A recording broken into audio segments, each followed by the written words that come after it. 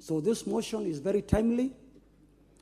Madam Speaker, when hazardous or nuclear waste is dumped in our countries, for example, in Mombasa, we get many cases of fish, people who eat fish, seafood, get very diseases that are not able to be explained, like cancer. And this becomes very expensive for the country, and we lose many lives. In my constituency of Kiambu, we also have fertilizer that has been banned in the Western countries. But it's able to make its way into Kiambu and into our country. And in my constituency of Kiambu, we have a very high rate of cancer. And when we take a map of Kenya, we find that in the agricultural areas, like in Kiambu, the cases of cancer are very high. And this is caused by this dumping of cheap material, fertilizer that has been contaminated, which, Madam Speaker, has been banned in the Western countries, but it's able to get here in Kenya. So, Madam Speaker, I would ask that our country, we fund our investigative agencies, and we have laws in place, and we also have checks and balances to make sure that goods or materials that are banned in the Western world are not allowed in our country. Because when they allow them, we have a very, very big problem, because our health deteriorates and it becomes very expensive for our country. So, Madam Speaker, I would like to support this motion, and I would like to commend the Department of Environment for bringing up this motion at this particular time. Thank you, Madam Speaker. Thank you very much, Honorable Member Kiambu. Honorable members, I had said that that would be the last one. However, I have a request by the Honorable Kawanjiko, member for Kiamba, and that will be the last, and I'll call upon the mover to reply.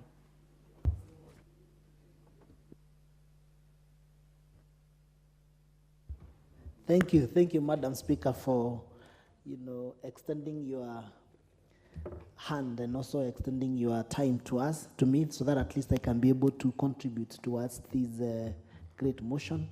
And I'm rising to support the Committee on Environment, led by the able chair, Mr. Gekaria. Madam Speaker, this motion is very important because it's talking about, it's all about taking care of our environment and also being responsible as a country. Because sometimes we really take it for granted that we have a beautiful country, we have a beautiful continent, we have a very good marine systems, and also the issues to do with the oceans. We are surrounded by so many oceans around. And therefore, many Western countries take advantage of our innocence and our ignorance, sometimes because of the help that we normally get from the Western country, Madam Speaker. And I recommend the 35 countries that came together to make sure that this Bamako Convention that has been brought forward, and even the Ministry of Foreign Affairs, and even as a country, because some of these hazardous waste that we have really witnessed in our great, country, and even in the ocean areas, whereby that the Western or the Asian tigers come probably to experiment, and even, to throw away and to make our ocean become a dumping site. Some of these effects may not be realized now, but in the later days to come, you'll realize that it's a great problem that our country and even the taxpayers will continue to incur a lot of losses because of the hazards and the sickness and the diseases that are brought by this hazardous waste, Madam Speaker. This also is a bigger way to also tell our Ministry of Environment that we need to take a step forward and a step further by ensuring that we ratify, but also the systems that are supposed to be put in place to make sure that these Western countries are not making, our oceans, or they're not making our country and our continent to become a dumping site. Some of this effect is through the diseases that the people surrounding the oceans start, getting, Madam Speaker. Some are cancerous. And we have a very high rate of cancers in our country, Madam Speaker. Sometimes we don't realize and we don't know what we are going to do and how to tame this cancer disease that is seriously affecting each and every household within our republic. And therefore, we have also seen that the government is really spending a lot of money to make sure that probably is buying medicines. They're able to treat those people who are affected by the cancers. And when you look at the genesis of where this disease is coming from, is because we ignored some of the signs, some of the scientists that probably told us the direction that their country is getting into, some of the waste materials that are being brought by the Western countries, some of the waste products that, even the GMOs, some of the things that they have not been able to adapt even in their country. But because they have seen a leeway and an area that whereby they can be bringing those materials and they dump them in our country, then we take it for granted. And at the end of the day, if we were able to protect and to prevent whatever was happening, then maybe probably today we'll not be talking of the diseases that are really affecting our people, Madam Speaker. I therefore rise to support this. And we must also make sure that even if we ratify this motion, Madam Speaker, we must also put into task the ministries involved to make sure that they are able to monitor whatever is happening within our oceans. Some of the fish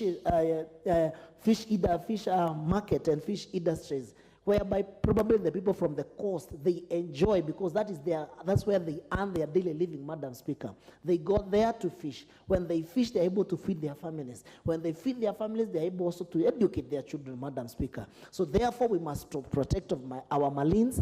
And number two, we must make sure that we monitor whatever the Western countries have been doing, whatever the Asian tigers have been doing within the ocean. We must protect the leech and the wealth that the God has given us as a country by hook and crook, and make sure that we protect of our environment, because this is what we have today. Tomorrow we don't know what will happen, but we must take care of our environment. And therefore, I is to support, Madam Speaker. Thank you very much, Member for Kiamba. Honorable members, there be no other interest in this motion. I call upon the mover to reply.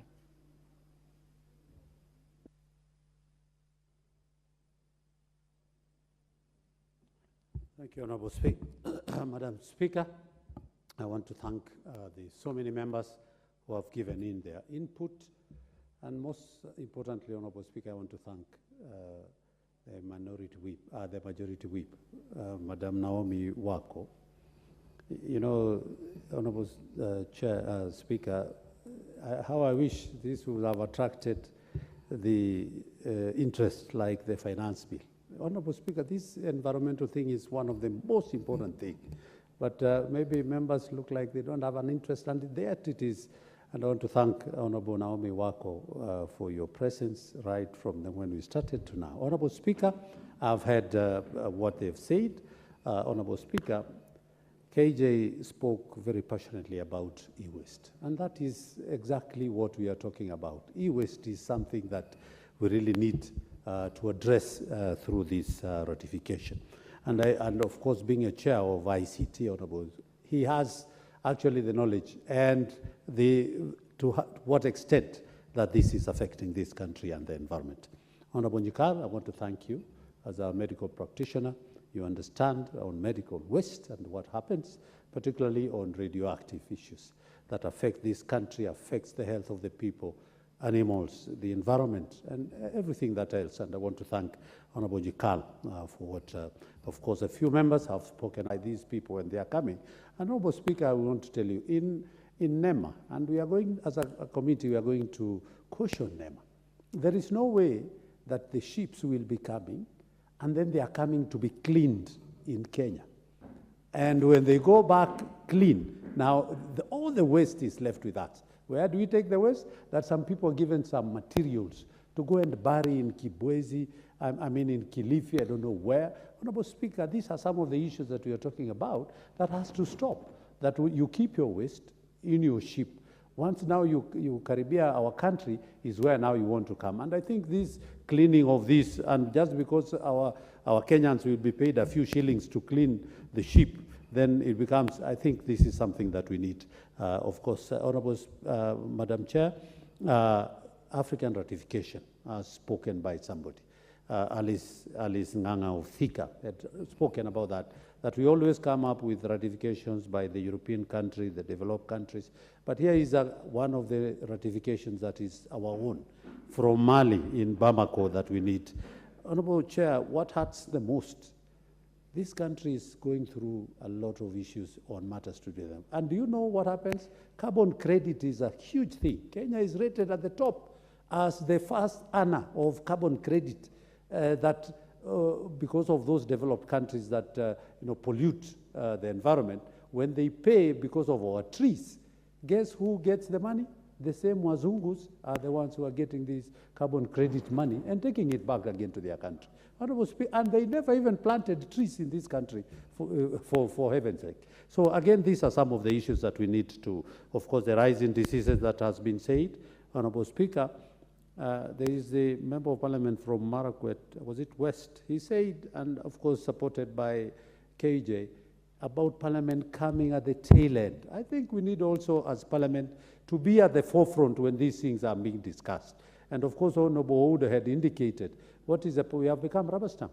We say we can amend, but at the same time, there is a clause that locks us from, and I totally agree with you, Honorable Ouda, that these are some of the issues that if you are involved right at the beginning, then these issues will not. Lastly, Honorable Speaker, is about the implementation. We came before this parliament and asked for some monies to budget environmental department under the Ministry of Environment.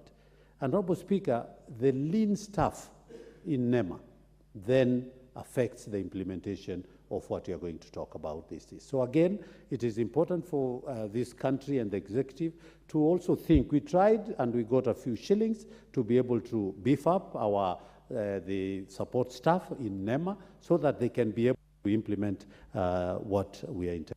Speaker, I want to thank all the members who have contributed. Honorable Speaker, I beg to reply and request maybe you under Standing Order 53.3 to defer putting the question. Of course, I don't want to read under the Standing Order 53, you know what it means. Thank you, Honorable Speaker. I beg to reply. Thank you very much, Honorable Gikaria. Honorable members, putting of the question is deferred to another sitting as will be scheduled by the House Business Committee.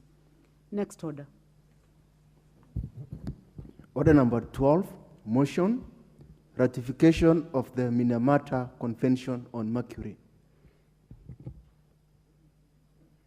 Mover, Chairman. Again, Honorable Speaker, I beg to move that the House adopts the Departmental Committee on Environment, Forestry and Mining on its consideration of the ratification of the Minamata. I didn't have that paper, the Minamata Convention on Mercury, Honorable Chair.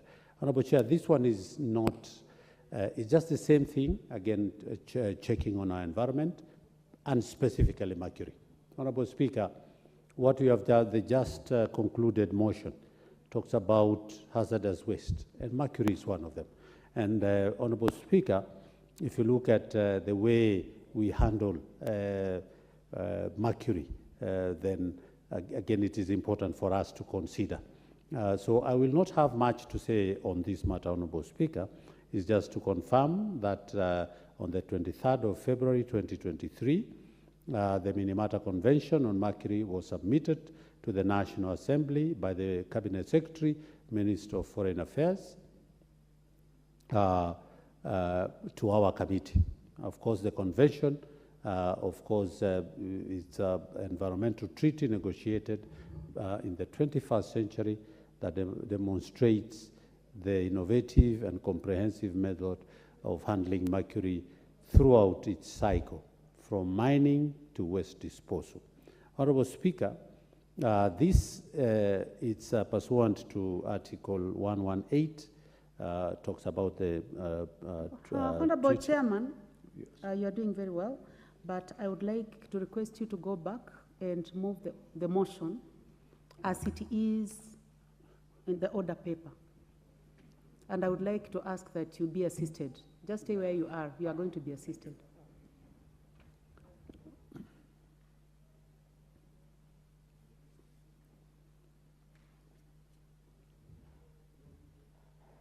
Please read it as it is on the order paper.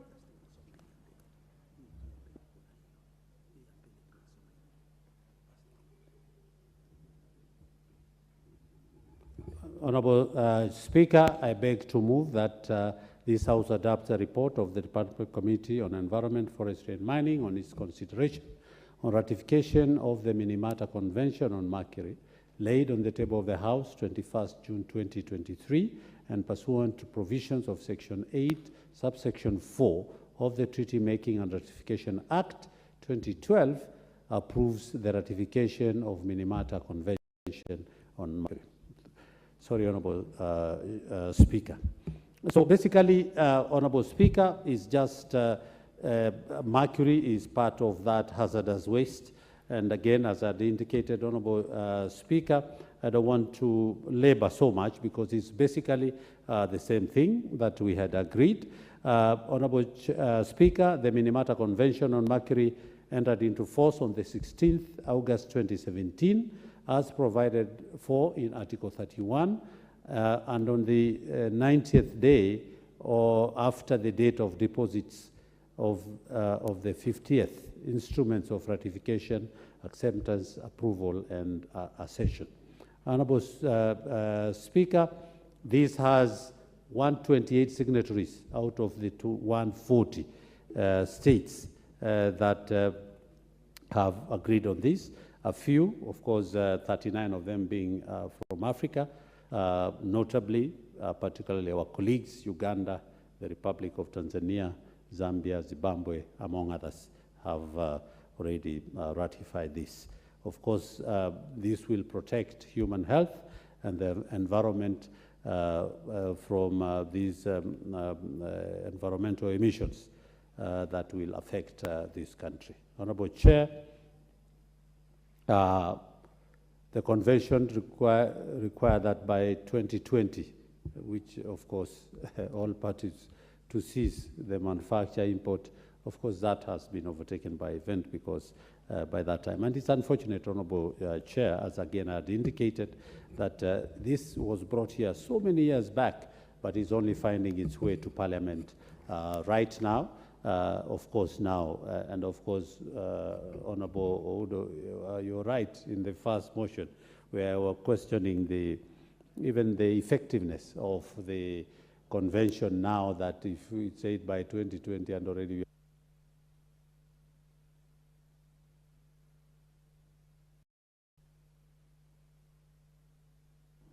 So, Honourable Speaker, this has nothing to so much. It's just the same as it has indicated earlier, and to say that it has met the requirements of the law, that once it is approved by Parliament, it will become part and parcel of the law. And of course, under the Treaty Making and Ratification Act, number 45 of 2012, So, having considered the submission and analyzed documents tabled and pursuant to Section 8 of the Treaty Making and Ratification Act, the committee recommends that the House approves the ratification of Minamata Convention on Mercury. I take this opportunity to thank and commend committee members for their devotion and commitment to duty, the Speaker, the Clerk of the National Assembly for providing us with adequate staff to be able to. And I, Honourable Speaker, I beg to ask Mheshimiwa Kamuren, my Vice Chair, to second. Yes, you may proceed, Honourable Kamuren. Thank you, Honourable Speaker. I stand to second this convention, Honourable Speaker, of the Minamata Convention on Mercury. Mercury is a mineral, it's well known, but it's very dangerous if it's not used as expected. It is harmful to human, it's harmful to any living thing. So this convention will assist us and open doors that we shall be able to control. When this convention has been ratified in Kenya, it will give us an opportunity to also learn the new skills and new techniques of handling mercury from other countries that have ratified this convention. It will also assist us to get opportunity of our people to go and learn more and to acquire knowledge on mercury. Same, we shall benefit as a country with the money that are set aside to assist on how to make use of this mercury. Honorable Speaker, it is good that the image of our country moves with other countries all over the world. So this convention will give us an opportunity to make sure that we have a clean and healthy environment for our people. So I second, Honorable Speaker, this ratification. Thank you very much, Honorable Kamuren. Honorable members, I now propose the question that this House adopts the report of the Departmental Committee on Environment, Forestry and Mining on its consideration of the ratification of the Minamata Convention on Mercury laid on the table of the House on Wednesday, 21st of June, 2023, and pursuant to provisions of Section 8(4) of the Treaty Making and Ratification Act 2012 approves the ratification of the Minamata Convention on Mercury. Honorable members, I would like, I assume that those who are putting their cards intend to speak on this motion. And I would like to give the first opportunity to the member for Dagoretti South, the Honorable John Waweru. Madam Speaker, I could not be more honored than to get the pole position on this debate, on this ratification, on this convention regarding the handling of mercury by the country Kenya. Madam Speaker, as it is well known to us, the good Lord created this world and provided for the provisions for man and life on this planet to depend on. And in fact, the planet was so well balanced at creation that the balance did not need man to come and balance the planet. However, man has one very curious characteristic. It is curious, but also very dangerous. Madam Speaker, the characteristic I'm talking about is greed. Because of the life we live in, and especially the life we are living in for the last 500 years, what scientists have wanted to call the materialistic age, the scientific materialistic age, we have adopted greed that is insatiable, especially with the formation of a capitalist society. The greed has increased to a level that is insatiable, that is unsustainable. Madam Speaker, it is the great Gandhi, when speaking, who said that this world has everything, enough for everyone, but it has not enough for even one greedy individual. Madam Speaker, the mishandling of what God created stems out of greed, and hence the need to balance the world through laws, through regulations, through statutes, through conventions. Madam Speaker, one excited individual, and that's why I'm sitting long hours here, so that we can debate the ratification of these critical and very important conventions, Madam Speaker. These are conventions that have been sitting in desks somewhere. They have been sitting in shelves somewhere. So before we even say anything, we have to commend this committee for an amazing job of reaching out to these shelves where these reports have been gathering dust, pulling them out, bringing them to the floor of the House, and having them debated and ratified. So, Madam Speaker, I would like to thank this committee. You can see their commitment through this debate. You see the members sitting through long hours for this ratification.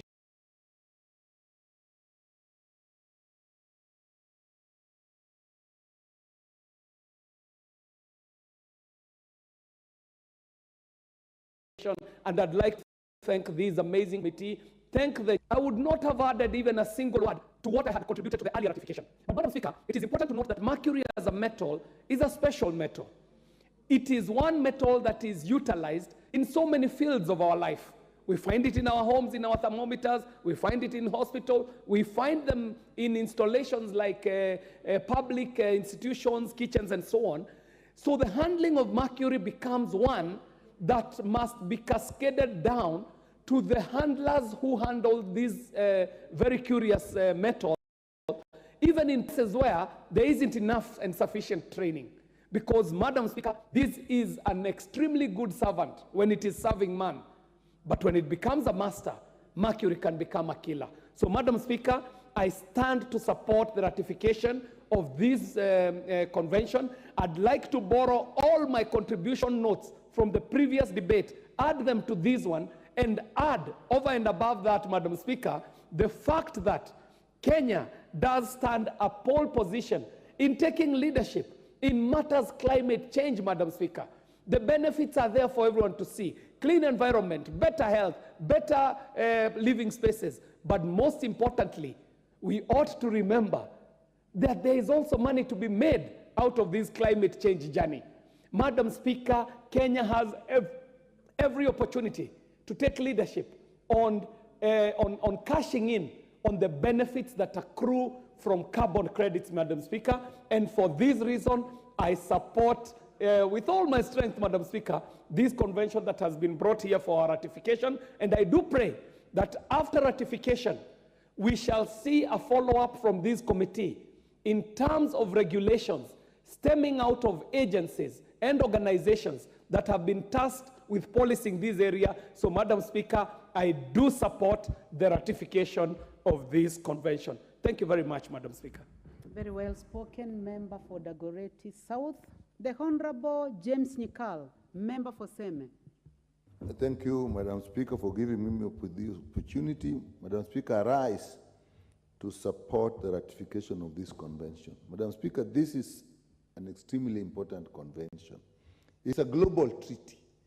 I'm actually happy that so many African countries have signed in, because these silent things that don't attract many of us to the house are actually very important. And our people from other continents know that, and this lack of interest from us is beautiful to them. They do what they want. So this international convention, I think we should sign it. It was negotiated in Geneva in 2013, came into force in 2017, and a lot of African countries, as the mover said, have signed it. But the main thing is actually, what is the impact of mercury? Why do we need a convention on mercury? Because this convention seeks to ban further mining of mercury, face down the use of mercury, control emissions of mercury into the air, into land, and into water. And how does this happen?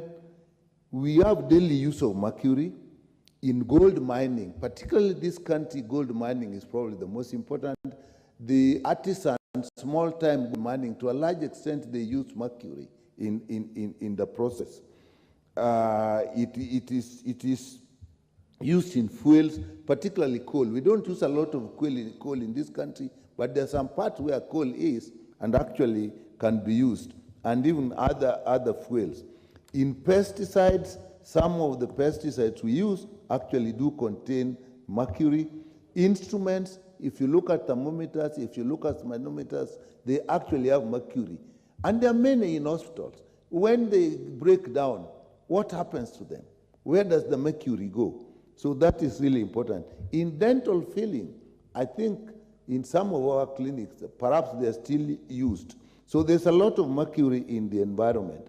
But then why are we concerned? We get exposed to them. If you use pesticides through breathing, consumption, particularly in food and fish, if there is used in industry, and the waste is into water, it goes into fish and food, and we use it, and just physical contact. And then what does it do, Madam Speaker?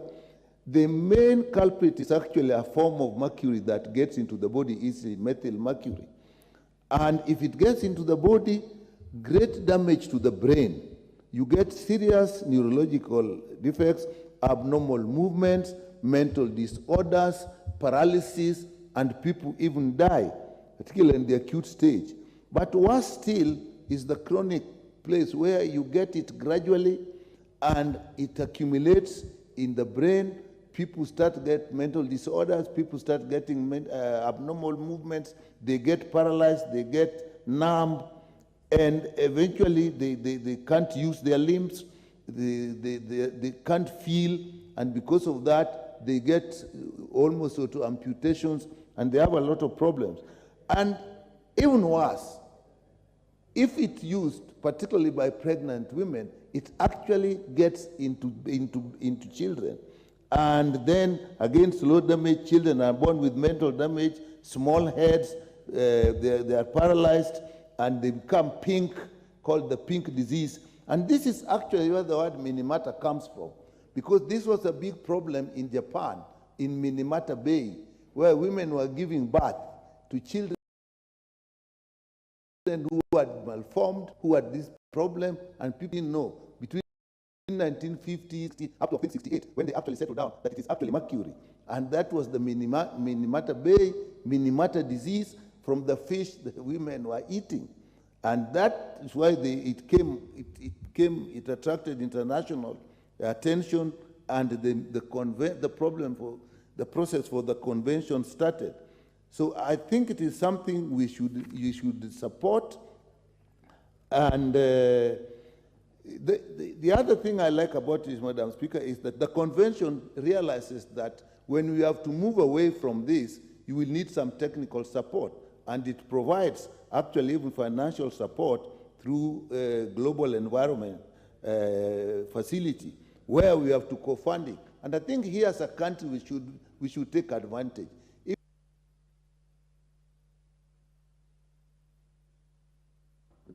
Please give him 1 more minute. Thank you. Today I'm very lucky. So if yeah, well, I get. So if you have co-funding where if you get $1, you get $4. Why don't you put that $1 and get $4? And you'll get a technical assistance. And it is in line with our laws. But we may have to look at our laws. Pharmacy and Poisons Act, we may have to look at it when we are doing this. The Mining Act, because of what we use, and even the Petroleum Act, should we use coal? And with that, Madam Speaker, I do support this. These discussions this afternoon are extremely important, and we should move as a country, support them, but put in place structures to monitor what is happening. Thank you, Madam Speaker. Thank you very much, Honorable Nyikao. The Honorable Naomi Wako, Member Marsabit. Thank you, Madam Speaker, once again for allowing me to add my voice to this very important motion, the Minamata Convention on Mercury. And I'm glad that once again I've gotten this opportunity because it is quite important to us and our environment. As I said earlier, unless we take care of our environment, then our society is doomed. And we know very well that mercury is a very important thing, but at the same time, if we don't take care of it, then our environment will be polluted, as we have said. In 1956, 2 sisters, aged 2 and 5, were diagnosed in Minamata Bay, Japan, with the crippling and untreatable and stigmatizing effects of mercury poisoning. That served as an eye-opener, and from that time, of course, many people have been negatively affected. And mercury is recognized as a substance producing significant adverse neurologically, just as it has already been said, and it has lots of other health effects, especially to the infants and unborn babies. Madam Speaker, anything to do with infants and unborn children has a lot of effect on our future generation. So we need to take care of our future generation by adapting this and taking care of our children, and especially anything that affects expectant mothers and unborn children needs our serious attention as a country. I also support this because the objective of the convention is to protect human health and the environment. Today, many people are suffering because we have not been taking care of our environment. Lots of diseases have been there, and even during COVID-19, clean environment is what many people have been advocating for. And we thank God that that is past now, but you never know what other diseases can come as a result of this. And if we take care of our environment and then put in place good control measures and make sure that we have all the laws that is needed in place, then I'm sure we'll be assured of a healthy society. We need this ratification in place, and especially putting into consideration the health concerns, and especially in developing countries like our country, which is Kenya, and many other countries. And with those few remarks, Madam Speaker, I support the ratification. Thank you. Thank you very much, Honorable Naomi Wako. The Honorable Wilberforce Oundo, Professor, member for Funyula. Thank you, Honorable Speaker. And let me also echo the sentiments of the chair of the committee that this could be actually one of the most important piece of a motion that we are debating, yet you can see how few we are in the floor of the House, because the powers that be have not told us to come and become a voting machine. But nevertheless, Honorable Speaker, Minamata Convention on Mercury, as the clearly states, a multilateral treaty aimed at protecting human health and the environment against mercury's harmful effects. From the limited knowledge I have, Honorable Mutunga, what is out of order, Honorable Mutunga?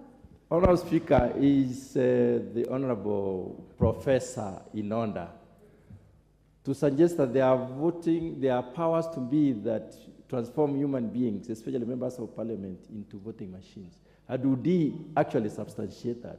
Name the powers to be and how he became a machine. Honorable Oundo, you need to give a response on that matter. Honorable Speaker, the standing orders are expressly clear, is that you cannot impute wrong motive on a member of parliament. I did not mention any member of parliament. So there's really nothing out of order, Honorable Speaker. Allow me to proceed and conclude. You will proceed, but make sure that you stick to the subject matter. For sure I will. I'm very well guided. Honorable Speaker, the harmful effects of mercury are known. And I remember in the 12th Parliament, there was that animated debate about sugar laced with mercury. And the debate became very interesting. And of course, it turned out not to be correct as the House threw out the report. Honorable Speaker, the general danger of mercury cannot be overemphasized. And as we stand here to support this convention, and as my colleagues have echoed, it's time to relook at the way we negotiate and adopt this particular, treaties, because the country and as the National Assembly come at the tail end when there's very little we can do for them to ratify it or to look at it. Honorable Speaker, if you look at the report, they raise that mercury is the extensive use of artisanal gold mining is special significance in Kakamega, Pekera, Pokot, Transmara, and Migori. On the face of it, the adoption of this convention will literally render those who participate in artisanal gold mining jobless. We do hope and pray there are alternatives that we can use instead of mercury in respect of these jobs that are going to be lost. And it's also good, and I hope the government or the executive will use the benefits as they have included of global environmental facility, a financial instrument, and the convention.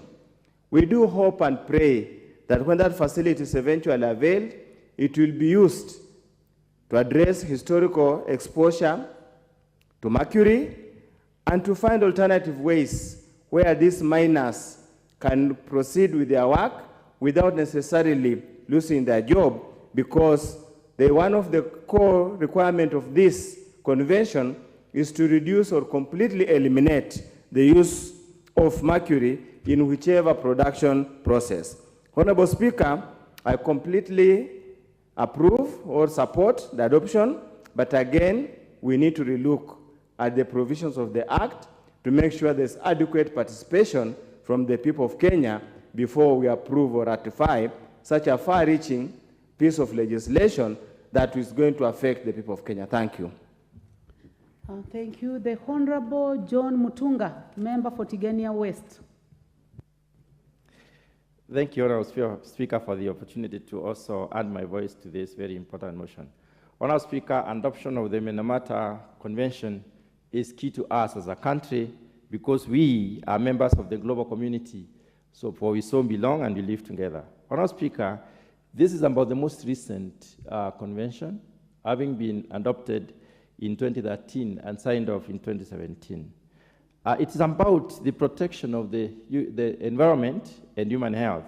Honorable Speaker, after that Minamata Bay syndrome, the world community, the global community realized the need for us to adopt or to talk together to be able to contain the issues related to mercury. Honorable Speaker, after this convention, there is clear realization that mercury being one of the top 10 poisonous chemicals can be contained. The purpose is basically the reduction of effects on the environment and on human life. Honorable Speaker, what are the key provisions which maybe our people need to know about this convention? The convention brought the world community together to think together, to work together, to basically control the supply of mercury across the globe, to basically control the trend in mercury or trend on mercury as a commodity of trade, to basically control and contain the use of mercury as it were, also to basically contain and control the emissions, because any accidental and deliberate emissions of mercury would cause some of those effects. Even the release of mercury as it was as a chemical is also captured in this particular convention.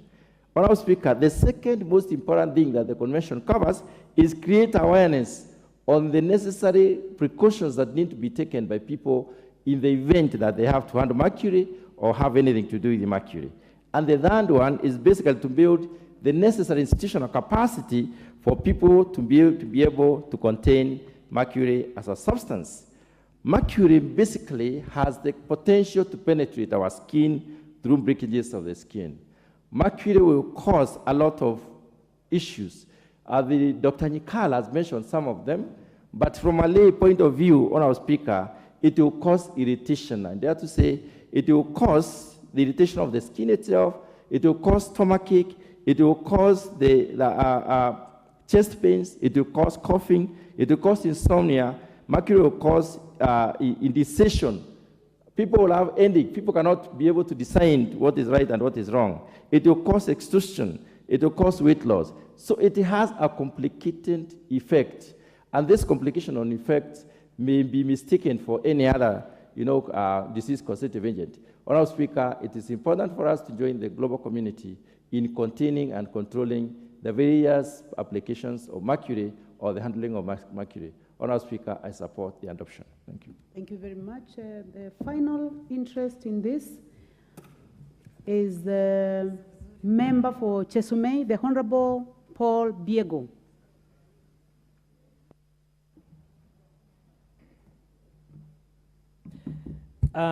Thank you, Madam Speaker, for giving me this opportunity.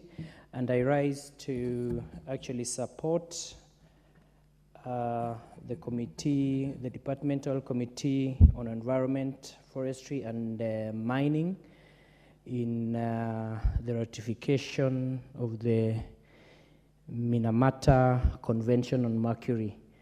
As my colleagues have alluded to, and I say that actually mercury is a dangerous metal, and that many of the countries who have signed, I'm surprised, and that Kenya, based on the report, that we have been left behind, and now I stand to support the treaty. And I actually say that many people have suffered unknowingly because of the effects of mercury. And now that it has come to a time that we need to ensure that we also be part and parcel of the signing, so that at least we avoid the damages caused to us. So, Madam Speaker, I stand to support strongly the resolutions of the committee, and it is my prayer that it goes through. Thank you. Thank you. There be no other interest in this motion. I would like to call upon the mover to reply. Thank you, Honourable Speaker. Once again, I want to thank the members who have given in their contribution. Honourable Speaker, it cannot go without being noticed. The effects of mercury, particularly to the human health. Honourable Speaker, it is, as Nyekal and others have indicated, Madam Naomi Wako has even indicated where it originated, some children who were born. Nyekal indicated that even in pregnant women, if you consume, and it will also affect the unborn child, and that has been amplified by Honourable Naomi Wako on the effect and how this Minamata came into effect. Honourable Speaker, it is unthinkable that if this country cannot be able to take this convention seriously, and I want to say that our committee did consider this, and we have actually asked this House to approve. And of course, Mheshimiwa Oudo has indicated that now the artisanal miners, particularly in the western country, in the western province of this country, might go jobless. Well, if this is yes, it has proposed for a ban, but it has also given another provision on how you can use mercury to its life cycle without the health effect that it can have. So it does not necessarily mean that you are going to ban. And of course, I am in the, again, we are oversighting the mining ministry. And we have agreed again that the artisanal miners are very big business component in this country. We know what they do. We know they are the ones who earn a living for their families. And we know what it has done to that western part of this country. And we, as a committee, have actually proposed that we'll have a cooperative for the artisanal, because these are people who actually, the middlemen actually have taken advantage of their ignorance or innocence on the precious metal that minerals that they get. So again, we have taken that into consideration, Mheshimiwa, that we are not going to render them jobless. It is just a proper way of how we can use that mercury to its, of course, Madam Speaker, I beg to reply and again request your understanding Order 53.3 to defer putting the question. Thank you, Honourable Speaker. Thank you very much, Chairman. The request is ascended to. So question to be put is deferred to the next sitting as will be scheduled by the House Business Committee. Next order. Order number 13, motion. Approval of the Defense Cooperation Agreement between the Government of the Republic of Kenya and the Government of the Republic of Seychelles. Chairman? Is it the chairman? It's Honorable Bashir. Major Bashir, please proceed. Thank you, Madam Speaker. And I'm sure I'm cognizant of the time that I'm looking at, and this is a very critical, but nevertheless, I will still move. Honorable Speaker, I beg to move that this House adopts the report of the Departmental Committee on Defense, Intelligence, and Foreign Relations on its consideration of the Defense Cooperation Agreement between the Government of the Republic of Kenya and the Government of the Republic of Seychelles, laid on the table of the House on Tuesday, 13th June 2023, and pursuant to the provision of Section 8.4 of the Treaty Making and Ratification Act 2012, approves the Defense Cooperation Agreement between the Government of the Republic of Kenya and the Government of the Republic of Seychelles. Honorable Speaker, the Departmental Committee on Defense, Intelligence, and Foreign Relations is established under the National Assembly Standing Order 216 and is mandated, among others, to examine treaties, agreements, and conventions. Honorable Speaker, the committee report before the House details the committee's consideration of the Defense Cooperation Agreement between the Government of the Republic of Kenya and the Government of the Republic of Seychelles.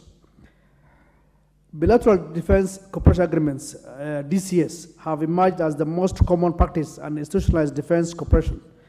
DCS establish broad defense-oriented legal frameworks between the parties, thus facilitating cooperation in defense policy coordination, research and development, joint military exercises, education, training, arms procurement, and exchange of classified information.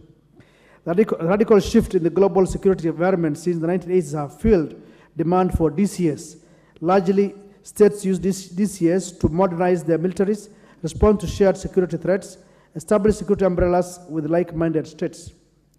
Honorable Speaker, Kenya and Seychelles cooperate in many areas, including trade, maritime security, and the fight against piracy, blue economy, parliamentary exchanges, exchanges between chambers of commerce, youth and sports, cultural exchanges, fisheries, exchange information, etc.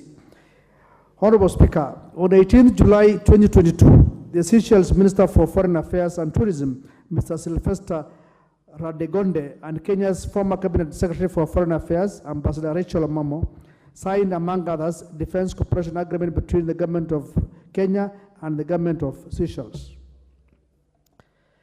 The Cabinet Secretary, Minister of Defense, Honorable Ndwale, submitted a copy of the Defense Cooperation Agreement and a memorandum dated 28th November 2022 to the National Assembly for consideration.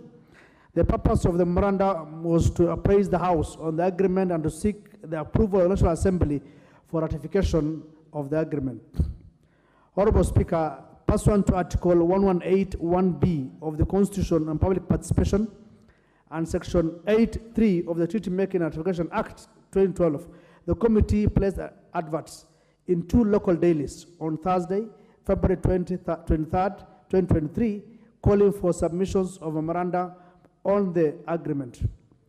However, by close of the deadline, the committee had not received any memorandum on the agreement. Honorable Speaker, Section 37 of the Kenya Defence Force Act governs cooperation with external forces and provides that any treaty or agreement between Government of Kenya and any other state or international institution regarding the use or provision of military forces shall provide for, among others, A, the legal status of members of the defense forces placed at the disposal of the military authorities, such as state, institutions or organizations and foreign military personnel, and their mission while the personnel are deployed in Kenya. B, the conditions of operations of the Kenya Defense Forces and the foreign military personnel outside gazetted areas. C, compensation of local communities in the event of accidents in areas where the military is deployed. D, the treaty or agreement entered into pursuant to Section 37 of the KDF Act shall put in place mechanisms to protect the interests of the local community of the place where the foreign military forces are deployed and provide that the foreign forces are subject to Constitution and all laws of the Republic of Kenya. Honorable Speaker, the DCS places an obligation on visiting forces to comply with the domestic and international laws and specify the areas for cooperation anchored on strategic interests and priorities.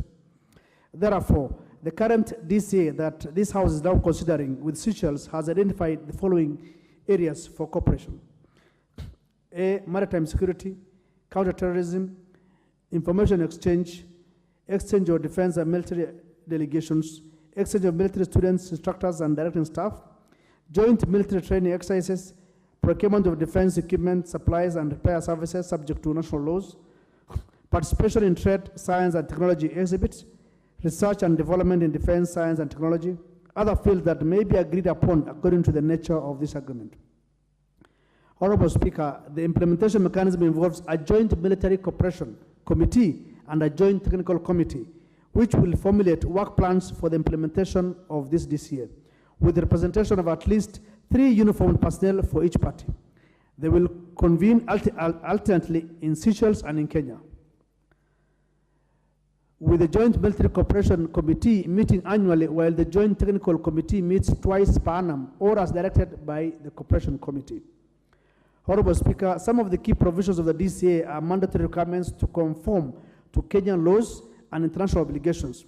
The financial arrangements include each party bearing their own costs, travel costs, insurance, evacuation, salaries, and allowances, and training costs to be administered through supplemental arrangements.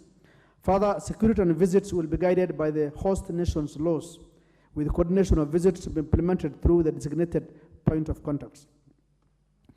Honorable Speaker, having considered the agreement and analyzed the submissions made, the committee observed as follows. A, globally, bilateral defense cooperation agreements have emerged as the most common practice of institutionalized defense cooperations. DCAs establish local, broad-based, defense-oriented legal frameworks between parties, thus facilitating cooperation in defense policy coordination, research and development, joint military exercises, education and training, arms procurement, and exchange of classified information. B, the Republic of Seychelles and the Republic of Kenya share a common border at sea, and this is very critical. Therefore, being neighbors, it's imperative that they maintain structured defense cooperation for their mutual benefit. C, the Republic of Seychelles is a crucial and ideal training ground, especially for the Kenyan Navy of the Kenyan Defense Forces. It is therefore in Kenya's best interest to foster defense cooperation with Seychelles.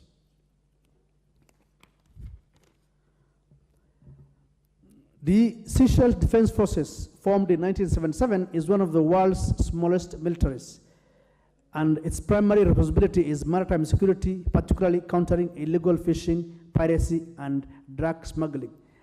With a large swath of sea and a small military base, this will give a large area for our Kenyan Navy base to do training and also expand their territory in terms of training and facilitation. Honorable Speaker, having reviewed the agreement and considered the submissions made and pursuant to Section 8 of the Treaty Making and Ratification Act 2012, the committee recommends that this House approves the ratification of the agreement between the Government of the Republic of Kenya and the Government of the Republic of Seychelles on defense cooperations. Honorable Speaker, I beg to move and urge the House to adopt this report. I now request Honorable Mamusi to second this motion. I thank you. Honorable Memusi.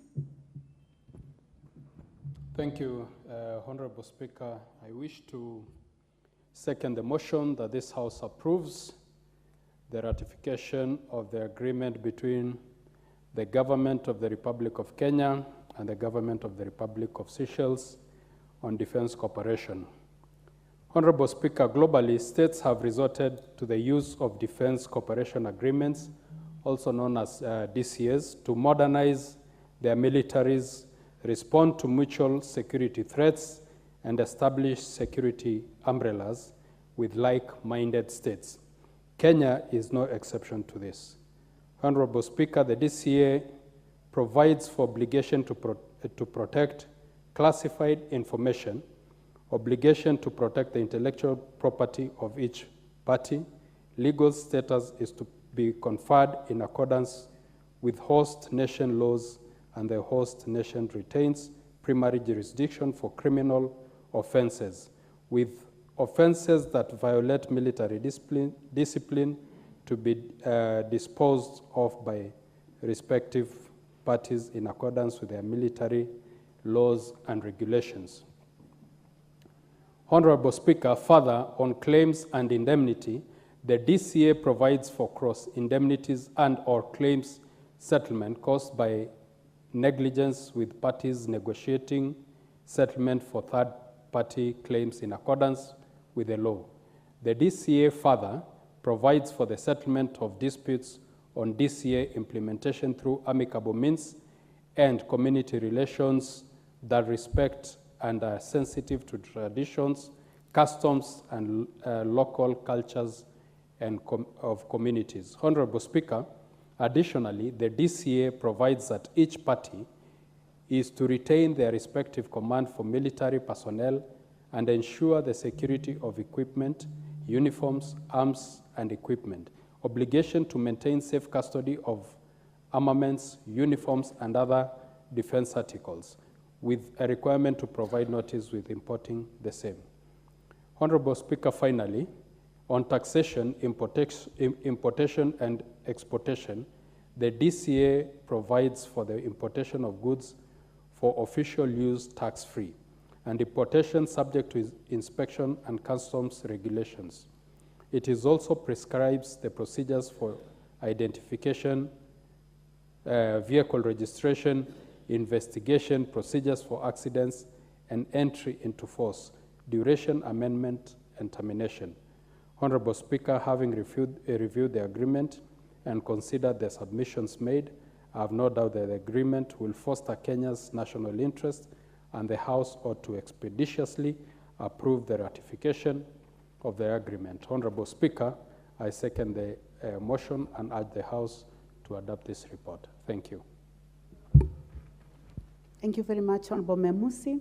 Honorable members, I now propose the question that this House adopts the report of the Departmental Committee on Defense, Intelligence, and Foreign Relations on its consideration of the Defense Cooperation Agreement between the Government of Kenya and the Government of the Republic of Seychelles, laid on the table of this House on Tuesday, 13th June 2023, and pursuant to provisions of Section 8.4 of the Treaty Making and Ratification Act 2012, approves the Defense Cooperation Agreement between the Government of the Republic of Kenya and the Government of the Republic of Seychelles.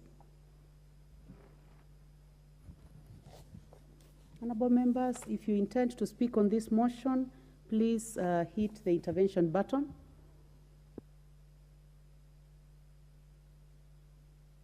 Honorable Jane Kagiri, member for Laikipia.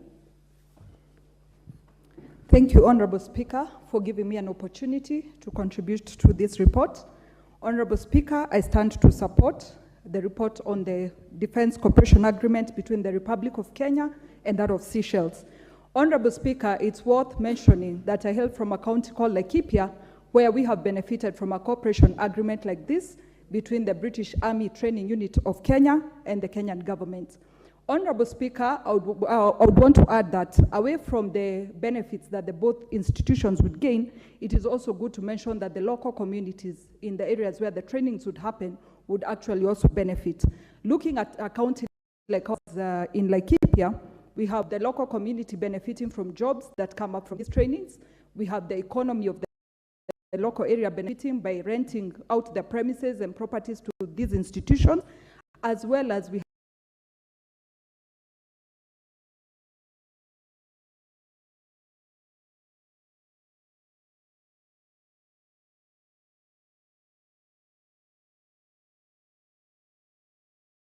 have the local community benefiting from jobs that come up from these trainings. We have the economy of the local area benefiting by renting out their premises and properties to these institutions, as well as we have our people learning from the skills that are trained by the people in the military. Honorable Speaker, it's good to also add that away from the cooperation agreements, I would also urge the both parties to observe the local laws of the either country, as well as the obligations that they're supposed to be observing. That said, Honorable Speaker, I support and wish the very best as we pass this very important report. Thank you. The Honorable Timothy Toroitich, member for Marakwet West. Thank you, Madam Speaker, for giving me the opportunity to contribute on this very, very important motion. Madam Speaker, I rise to support this defense and cooperation agreement between the Republic of Kenya and the Republic of Seychelles. Madam Speaker, I thank the committee led by the chair here for the way they conducted the adoption of this defense and cooperation agreement. Madam Speaker, this time round, unlike the yesteryears, the veil is being lifted on military engagements in Kenya. Madam Speaker, initially, the matters to do with such agreements were hidden and were not subjected to public participation. But I want to thank the current progressive legal framework that we have in this country, whereby we conduct public participation on matters that would otherwise be hidden from the public. Madam Speaker, it's unfortunate that the chair, who has a motion, indicated that there was memorandum received from the public. Speaker, I think in future, this committee should look at other more avenues of conducting or engaging the public, because it is important that we get the input of the public in respect to these very, very important defense and cooperation agreements. Madam Speaker, it is also very important because I have heard the chairs put it very clearly that under this defense and cooperation agreement, it has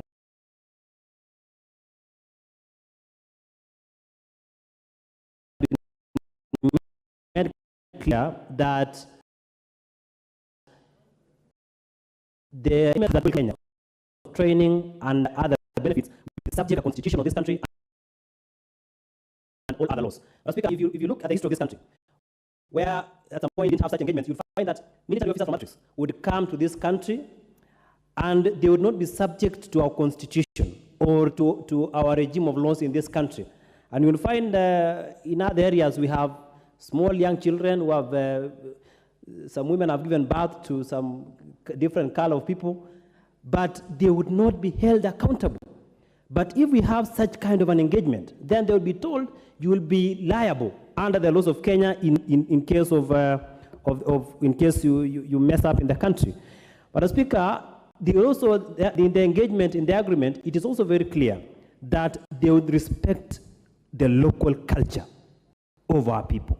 In my opinion, that is very important because these military engagements normally happen in areas that, because of is not occupied.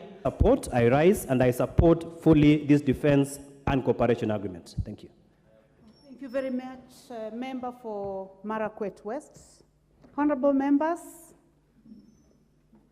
and the time being 7 p.m., this House starts adjourned until Wednesday morning, 5th July 2023 at 9:30 a.m.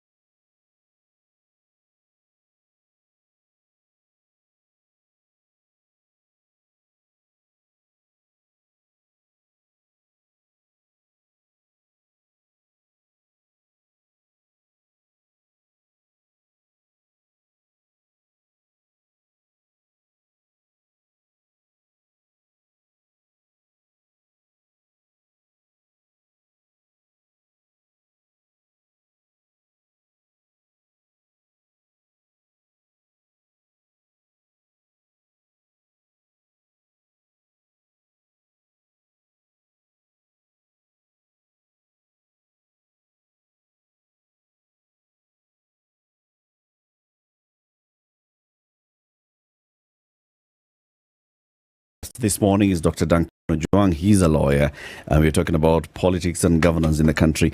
Now, still on the issue of rule of law, Dr. Ojwang.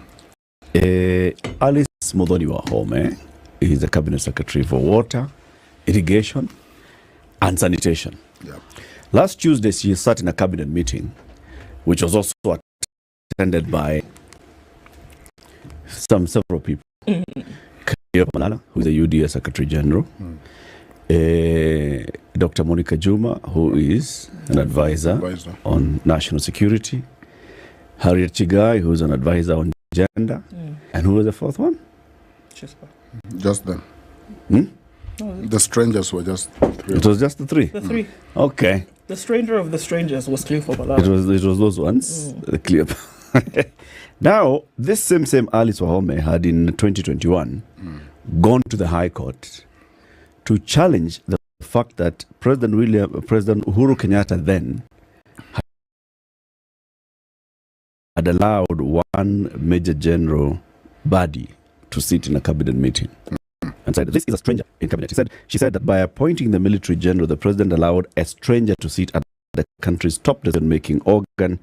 And Ms. Alice Wahome stated that the president had bypassed the constitution in inviting the major general to the cabinet meetings.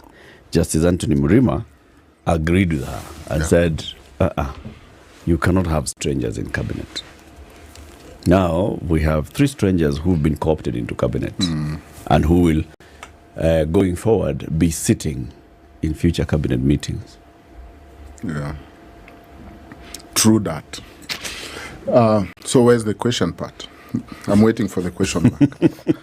The contradiction? The question has put itself out there. Because, because I read Justice Mrima's ruling on the Wahome case. Yes. You know, what the president did is to do an executive order. On this case, there is no executive order. The executive order appointing or establishing that he will be attending cabinet body and committees. Now, the court did not like that because they were saying you are trying to form a government out of the constitution. The constitution is telling you who become a cabinet member and who and how they go through it. They go through parliament, they have a portfolio and all that. You are circumventing that, and now you have brought somebody to sit in the cabinet and the cabinet committees. So this time there were three individuals that took the oath. The part that probably need clarification from the court is this.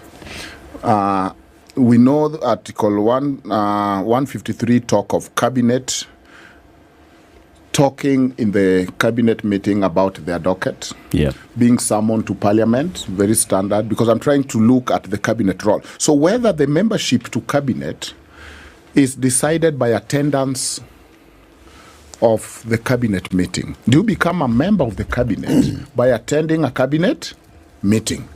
If you are not vetted by parliament, and they are not vetted, if you don't have a docket to speak about that parliament can summon you and say, we have summoned the Minister of Health. Yes. So are you a cabinet member? Or you are somebody who have attended cabinet but is not a cabinet member. Okay. Is that thing what make them the Secrecy Act, or it is them who published it and started being congratulated for being super serious? Because I assume the Constitution does not give a procedure of running a cabinet meeting. It only talk of cabinet members who are cabinet members, and it defines who the members of cabinet and their are. numbers. Yes. But it does not tell the president, this is how you should run the cabinet meeting. Is it envisionable, and there was that argument, that the president can call an expert and all that. But you see, on the issue of Badi, he was being there was a fourth one, Dr. David Ndii. Yes. He was to be a member. He was to be a member of the committee. So, have they become cabinet members by attending the cabinet meeting? Are we saying essentially that there's nothing wrong with having other members who are not cabinet members attend meetings? They could be there for special purpose, come to explain 1, 2, 3. Are we saying there's nothing wrong with that? Is there an issue with not